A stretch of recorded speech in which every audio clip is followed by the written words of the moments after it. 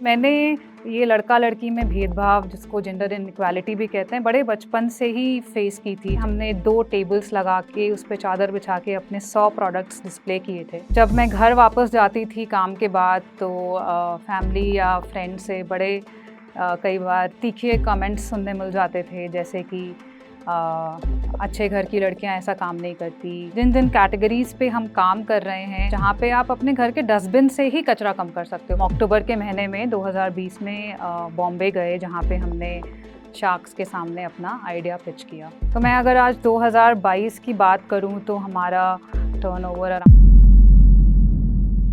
क्या आप जानते हैं कि वो कौन ऐसे लोग हैं जो हमारे शहरों को प्रगति की ओर ले जाने में जुटे रहते हैं? चलिए सुनते हैं एक ऐसे इंसान की कहानी इस वीडियो में। क्या आप कभी बनारस आए हो? अगर आप बनारस आए हो तो आप 80 घाट ज़रूर गए होंगे। 80 घाट बनारस का सबसे फेमस घाट है। यहाँ की गलियाँ, यहाँ पे मंदिर, यहाँ पे स्ट्रीट वेंडर्स, भिखारी, गाय, भैंस, पान वाले, मैगी वाले, ये टूरिस्ट गाइड, लोकल जनता, यहाँ पे इतनी भीड़ रहती है कि यहाँ पे पैर रखना भी मुश्किल होता है। और यहाँ पे हमने 2 टेबल्स लगा के उस पे चादर बिछा के अपने 100 प्रोडक्ट्स डिस्प्ले किए थे।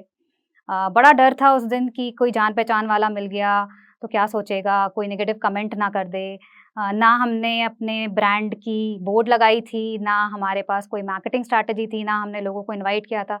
हर टाइप के लोग, बच्चे से लेके बूढ़े, पान वाले, सब्जी वाले, स्ट्रीट वेंडर सब आ रहे थे हमारे स्टॉल पे। और हम 2 लड़कियाँ थे जो स्टॉल पे खड़े थे और हम अपना प्रोडक्ट डिस्प्ले कर रहे थे, लोगों को बता रहे थे। कई लोग बोल भी रहे थे, अरे ये तो बियर की बॉटल है, ये आपने पेंट की है। तो बड़े ही इंटरेस्टिंग कमेंट्स भी आ रहे थे हमारे पास, नेगेटिव कमेंट्स भी आ रहे थे कि आप ये काम करते हो।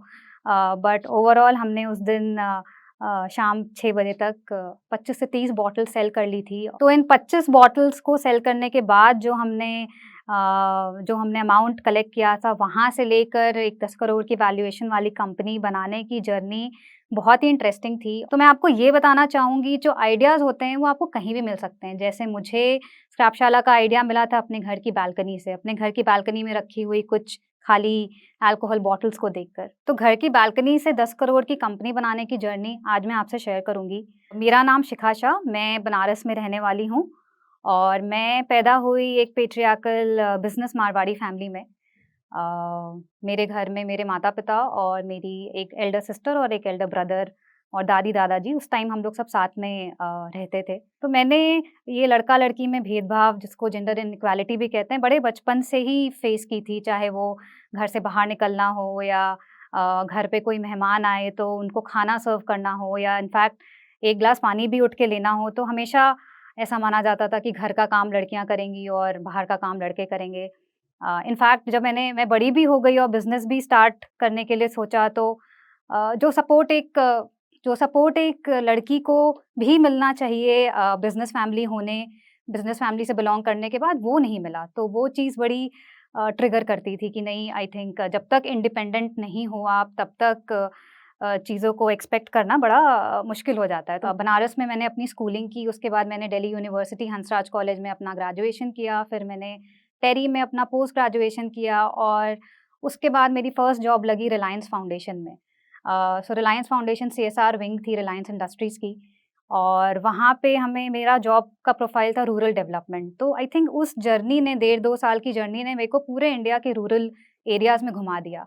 मतलब हमारा जो पहला ट्रेनी का टेस्ट सेशन था रिलायंस फाउंडेशन में, वो था कि एक गाँव में आपको एक मार्जिनल फार्मर के घर पे रहना है 30 दिन, बिना शौचालय के, बिना साफ पानी के, ज़मीन पे सोना है आपको। तो वो बड़ा टफ़ था। तो उस जर्नी के दौरान आई थिंक मैं हर दिन रोई उस घर में जहाँ पे मैं रह रही थी एक फार्मर के साथ, लेकिन जो उससे लर्निंग हुई आई थिंक वो बहुत ही इम्पोर्टेंट थी। तो मैं आपको एक कहानी सुनाती हूँ।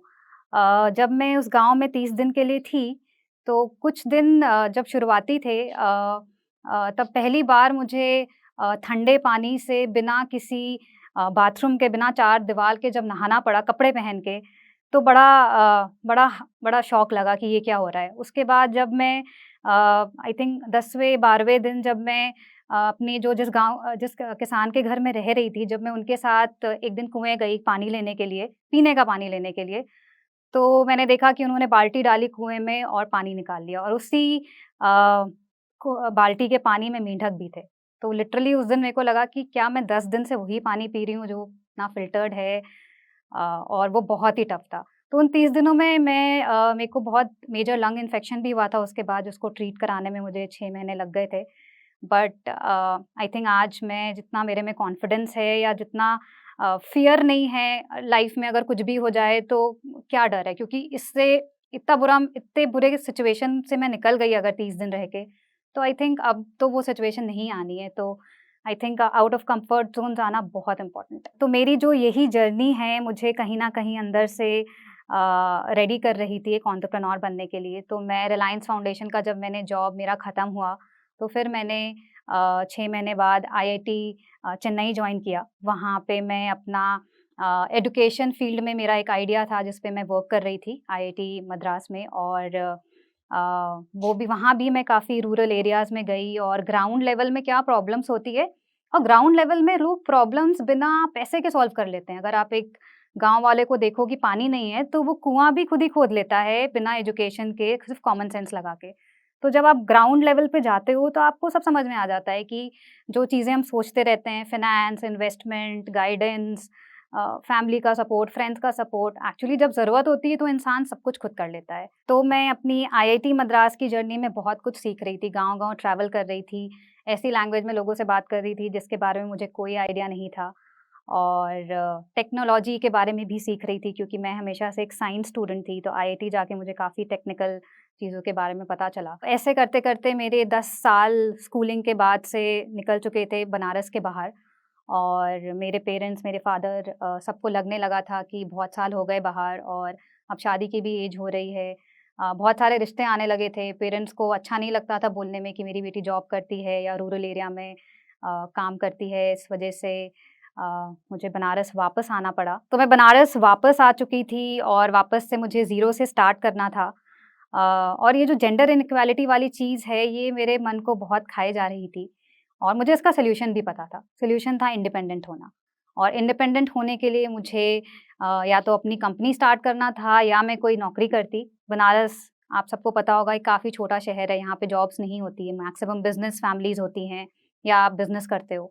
तो मुझे पता था कि entrepreneurship is the only option that I have, and फिर मैंने अपने आस-पास की स्थिति को देखकर जो मुझे सबसे सूटेबल और सबसे कम पैसे लगा के स्टार्ट करने वाला आइडिया लगा, उससे मैंने शुरुआत की। तो ये आइडिया क्या था? ये आइडिया वही था जो मैंने आपको शुरुआत में बताया था, 80 घाट पे टेबल लगा के हमने प्रोडक्ट सेल किए थे।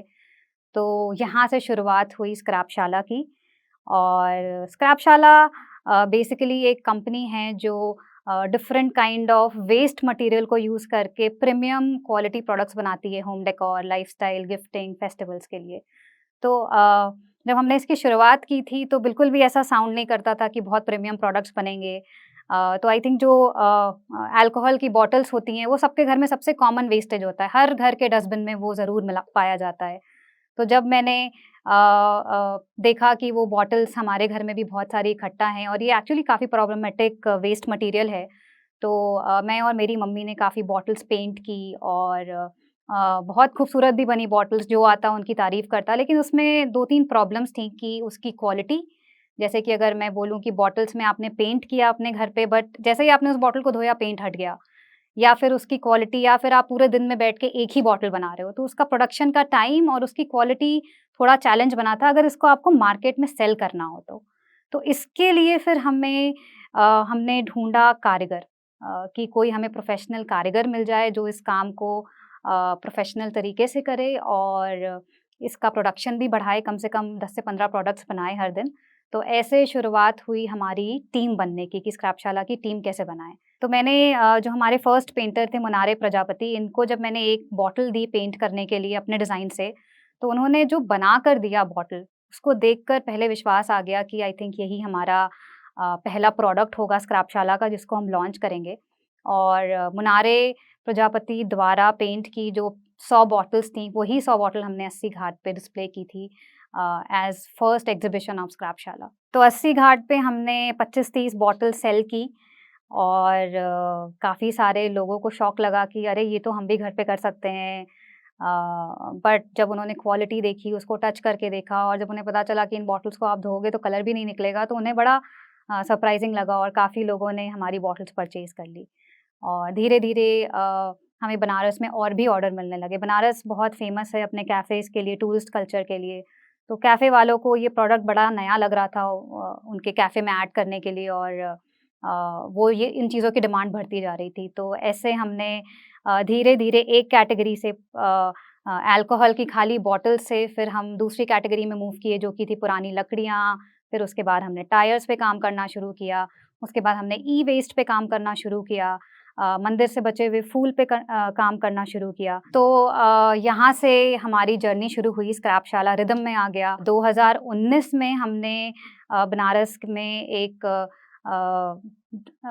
1500-2000 स्क्वायर फुट की जगह ली और वहाँ से हमारी प्रॉपर जर्नी शुरू हुई। हमने एक स्टोर बनाया, हमने हर कारीगर के लिए जगह बनाई, हमने स्क्रैप को सॉर्ट करके रखना शुरू किया। जब मैं घर वापस जाती थी काम के बाद तो फैमिली या फ्रेंड से बड़े कई बार तीखे कमेंट्स सुनने मिल जाते थे, जैसे कि अ, अच्छे घर की लड़कियां ऐसा काम नहीं करती, या हम शादी में जब आपका बायोडेटा बनाएंगे तो हम क्या लिखेंगे कि आप कबाड़ का काम करते हो। तो ये सब चीज़ें बड़ा चुभती थी और धीरे-धीरे हमें मीडिया का बहुत सपोर्ट मिला, हमें स्ट्रेंजर्स से बहुत सपोर्ट मिला और हम न्यूज़ में हम ऑलमोस्ट हर न्यूज़पेपर के आर्टिकल में आ चुके थे। तो वहाँ से आई थिंक फर्स्ट शिफ्ट आया जब फैमिली सपोर्टिव होना शुरू हो गई। क्योंकि आई थिंक इंडिया में, आई डोंट नो इंडिया के बाहर भी शायद ऐसा ही होता होगा कि जब तक आपको बाहर से एक्सटर्नल वैलिडेशन नहीं मिलता ना, तो तब तक आपके काम को इज़्ज़त नहीं मिलती। तो आई थिंक जब वो होना शुरू हुआ तब हमारी जर्नी थोड़ी आसान हो गई। तो 2019 की मैं अगर बात करूँ तो हम अराउंड 27 से 30 लाख रुपए का टर्नओवर करने लगे थे, सिर्फ बनारस में ये प्रोडक्ट्स बेच के। उस टाइम ना हमारी कोई बहुत स्ट्रॉन्ग ऑनलाइन प्रेज़ेंस थी, ना हमारे पास ऑनलाइन वेबसाइट या स्टोर था जिससे हम सेल करते थे। ये मैं सिर्फ एक बनारस जैसी टियर 3 सिटी की बात कर रही हूँ। और 16 मार्च 2020 को मुझे अंकिता का कॉल आया था, मुझे याद है, और उन्होंने कहा था कि सोनी टेलीविज़न पे एक बहुत अच्छा बिज़नेस रियलिटी शो आने वाला है। उन्होंने मुझे शो का नाम नहीं बताया था और मैं चाहती हूँ कि आपके जैसे एंटरप्रेन्योर इस पे अप्लाई करें, तो आप मुझे अपना 1 मिनट का वीडियो बना के भेजो। और फिर 1 महीने बाद एक ईमेल आया था कि इस शो का नाम शार्क टैंक इंडिया है और ये इंडिया में हम लॉन्च कर रहे हैं और आप इसका एप्लीकेशन में फर्स्ट राउंड में सेलेक्ट हो गए हो। और फिर ऐसे करते-करते round 1, round 2, round 3, round 4 select हो गया और मैं और मेरी मदर जो इस जर्नी में काफ़ी सपोर्टिव थीं, वो मेरी को-फाउंडर बनकर हम अक्टूबर के महीने में 2020 में बॉम्बे गए, जहाँ पे हमने शार्क्स के सामने अपना आइडिया पिच किया।